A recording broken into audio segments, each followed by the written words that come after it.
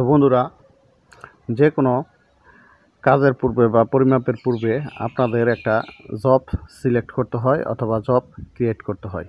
তো এবার আমরা নতুন একটা জব ক্রিয়েট করব। সেটা কীভাবে করি দেখেন। আমরা অ্যাট ফার্স্ট আমাদের যে পেজটা আছে স্কেপ চেপে মূল পেজে আসব। দেখেন এইখানে লেখা আছে মেমোরি, আমরা এই মেমোরিতে যাব, F3-তে যাব। এবার 1 নাম্বার আছে জব, আমরা এন্টার চাপবো। আবার আছে জব সিলেকশন, আবার এন্টার চাপবো। এবার এইখানে আমি একটা জব নিব। তো এক্ষেত্রে আমাকে যেহেতু আজকে সহযোগিতা করতেছে ইঞ্জিনিয়ার অনিক, তো আমি এই অনিকের নামেই আমার এই জবটি ক্রিয়েট করব। তাহলে আমি এইখানে আবার এন্টার চাপবো। না, আমি ব্যাক স্পেস দিয়ে আমি আগে নামটা কাটবো। এখন আমি লিখব অনিক এ। দেখেন আমি এ লিখলাম, আসলো 7।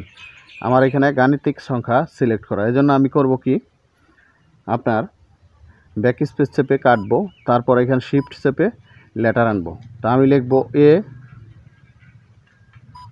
এন আই কে, অনিক। এবার আমি ওকে চাপবো। আমার দেখেন জবটা সিলেকশন কমপ্লিট।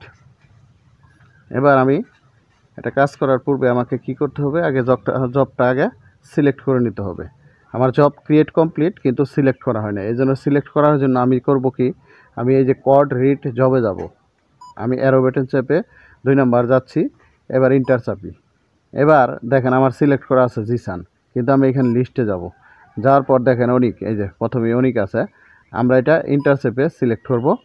দেখেন এবার আমি কোড রিড জবে যাচ্ছি, এই যে আমার অনিক কিন্তু সিলেক্ট হয়ে গেছে। আবার দেখাই, আমার জব সিলেকশনে যাচ্ছি, দেখেন আমার এইখানে অনেক চলে আসছে। তারপর আমি মূল পেজে যাচ্ছি, এই যে দেখেন জব অনেক।